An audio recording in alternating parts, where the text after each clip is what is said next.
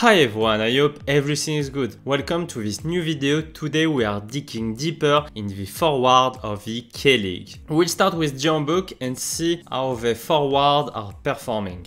So on Transfermarkt we can see that there is one forward who play all the games in the beginning of the season. It's Stanislav Ilujenko. I don't see any other forward, so I guess he's only in the main forward. We'll have a look to him. Iljutsenko played all the games in the beginning of the season, so he looks interesting. Last season he was playing for Pohang Steelers. He scored a lot of goals, also a significant amount of assists, 12 goals and 5 assists during the main season and 7 goals and 1 assist during the playoffs game. He did not miss any game except the last one for an accumulation of yellow cards, and it was really interesting. We can see if he had bad injuries before, but we can see that he has not, so it looks very interesting. No injury, played all game. Since the beginning of this season he played everything, so very good. On Sorare his scoring is very high. Since he joined Jeonbuk it was on the game week 146. He didn't start the first 2 games, so he did bad score, but after that, as soon as he started every game, his scoring started to be really interesting. He did several score above 60, so this is very high and very good. About his pricing, you can see that now he's quite expensive. You can find him for around 0.6, 0.7. Before 15 days ago it was like 0.45. So currently I think he will be one of the most interesting forwards in K-League. Very reliable, but his price is expensive.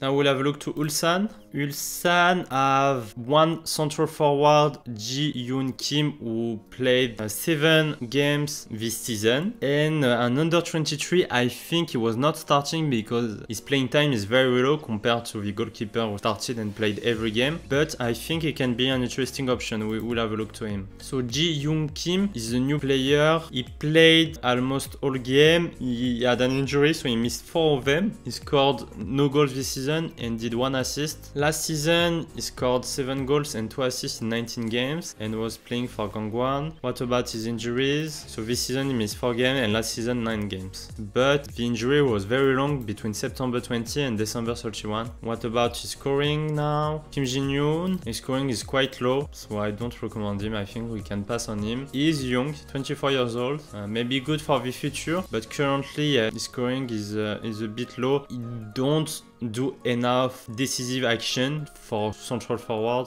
because you can see almost never got a 60 as a score. So for forward I think you need 1 decisive action at least every game or every 2 games minimum, because otherwise, because forward doesn't participate that much on the game, so they don't touch a lot of balls. If they don't do decisive action, usually their score are very low. Minju Kim is 21 years old. He starts a lot of games and I think under 22 rules. I don't know exactly what the rule is, but I think Korean team have to play several under 22 players every game. So what happened is this: he starts, what we have seen here, he starts a lot of games but don't play a lot of times. Sub out I think with Minjun Kim. He's sub out with I think the other forward, Kim Jin-yoon. His value is really low and I think he didn't play, his first season as a professional. I don't know, I don't think he will be interesting because he will not do enough good score because he will be sub out a lot of times, so not interesting for Sorare. Next team is Seongnam. So we have seen that Seoul did 3 losses in a row, so Seongnam came back. For Seongnam we can see that the forward who plays the most time this season is Yong-ji Park, and I don't see other interesting forward. Sergui Bus played, but he didn't play a lot of time. We can have a look because maybe he was a new transfer, so he was not playing from the beginning. So Yong-ji Park, okay, starts all the games this season. He didn't play full games. We have no information. He missed the last 2 games and we have no information about it. Last season he was playing for Daejeon Hana Citizen in K-League 2. He scored only 3 goals during the league and no assists, so that's not a lot for a central forward. No data about his injuries. And Sergio Bui is a new player. He catch the coronavirus. Okay, it was last season. He starts I think only 1 game this this season and play as a central forward, so not a lot of game and few injuries before, small injuries. He missed few games,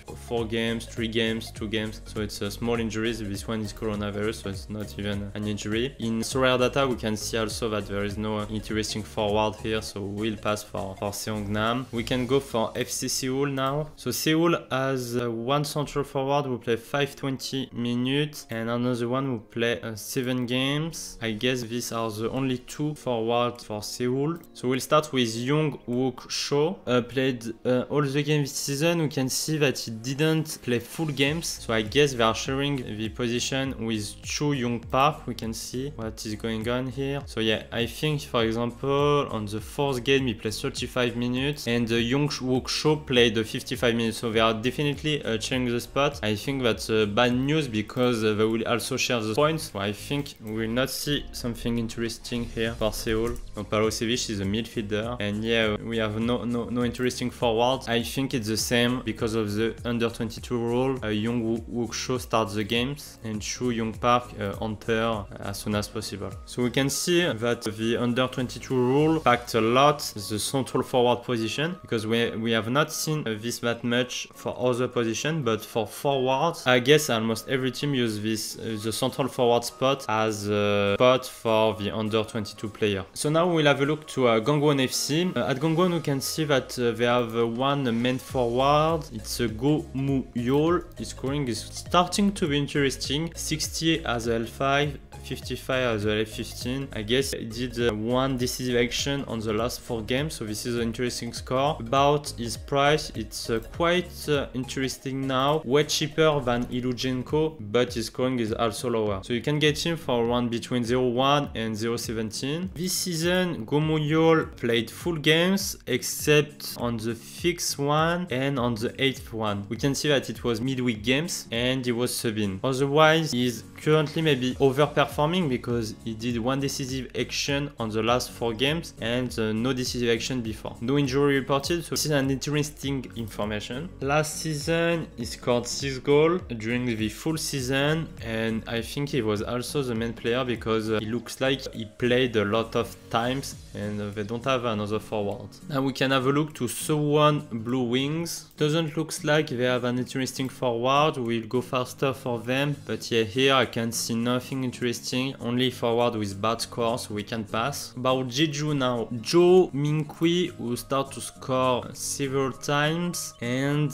he is a forward who has the most interesting scoring. His L5 is high with 68, but his L15 is very low, so we'll dig deeper. Jo Min-kui, okay, his price was very low, between 0.02 and 0.08. Currently he did 4 interesting games with 4 decisive action. Probably is also overperforming because he had non-decisive action before. So we'll have a look to Jo Min-kui and see what he did before. So this season he had played, he missed 2 games, and 3 games he didn't play the full times. The last season he scored 8 games, so we can see sometimes he's very interesting, like he scored 4 goals in 5 games, and here he scored 4 goals and 2 assists in also 4 games. I think he performed very well sometimes, but not during a full season. He doesn't have a lot of injury, he missed only 9 games 2 seasons ago. I don't think he's that good. He will not be good enough because he will not be consistent enough during the full season. Next team is Pohang Steelers. So Pohang Steelers, Song Min-kui as under 23 player, he is very interesting. His scoring is very high, L15 at 61 for an under 23 players. Pohang Steelers, his price is around 0.3. It's quite interesting. He missed 2 games here because he took a red card, and otherwise his scoring is consistent. So this season we can see that he played almost in full times on full games. This season we can see that he played all games and almost all times except when he took his red card at the 42 minutes. His injury history doesn't show us a lot of. We can see that he was not injured a lot before. He missed only 8 games 2 seasons ago, so I think he's really promising, probably one of the best under 23 in Champion Asia. So I recommend him. He will definitely be a good choice as a forward for under 23 or for Champion Asia. And we can see also that he's cheaper than Ilujenko, so yeah, for 0.3 I think it's a good player. Now Gwangju have 3 forwards here. We'll have a look if they all play. So I guess Phil Felipe is the main forward, and Lee Ik-Yoon is the under 22. They put to respect the rule. So Felipe has an interesting scoring. He's usually around the 46 and 50, so this is so-so, but sometimes he do an interesting score above 60. His current price is around 0.15, I guess, between 0.11 and 0.18. This season he didn't play a lot of times. You can see that on the beginning he was just sub-in. I think now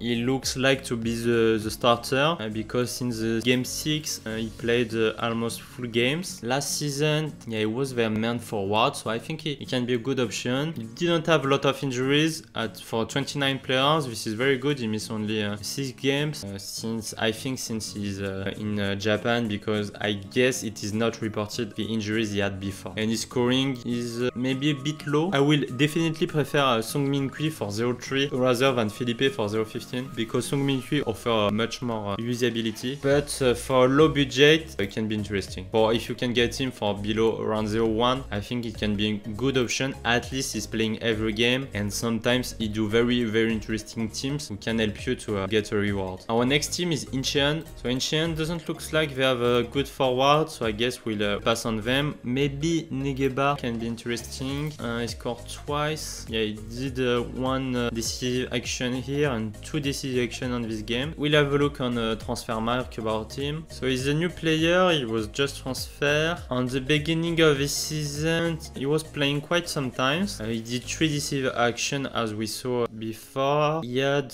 quite a bad injury, almost a full season 2 years ago. Last season, he was not playing a lot of times. He was playing in K-League 2 and was not a starter. So I am not sure we can rely on him, because already in K-League 2 he was not a starter. So maybe this season he started because Incheon have no other option, but maybe he has not level good enough to play in K-League 1. So we can definitely pass on him, because he will not compete with Son Min-Kui or Go Muyol or Felipe, for example. Daegu for sure. We have one of the main players in K1 League, Cezinha. His score is very huge. He's on the top 10 of the best forwards on Sorare. His scoring is very high. He's currently injured and will miss the next month, so we'll see when he will come back, but his scoring are very high. He do sometimes 100, 97, 95. This is very good score. His price I think will decrease a lot, because it's just the start of an injury and his price already decreased from 1 to 0.75. So in the next week you can probably get him for 0.5 and he will really be a good option. He will definitely be the best forward in the K1 League, and for cheaper than Iljulsenko, I will definitely go even for same price. I will definitely go for Cezinha. He's a long-term player there. I love Korea, so you will enjoy his card. And the last team of today's video is Suwon FC. We can see that they don't have high scoring forward. It is what we can expect from the last team of Korea, who only scored 6 goals this season. So definitely not good forward in this team. So that's end of today's video. I hope you enjoyed it. If this is the case, don't forget to share it around you and to subscribe. I think to do this format for players from J-League and MLS after. And let me know what you think about it. If you want to dig deeper to Sorare, you will find a link to a Discord server on the commentary section. There you will find helpful people. So if you want to learn more about Sorare, you can join us. If you want to join Sorare, you can use our link on the description. You will earn 1 rare card as soon as you buy 5 rare cards on the primary market. It will help the channel if you do it, so thanks a lot. I wish you good luck, and until next time,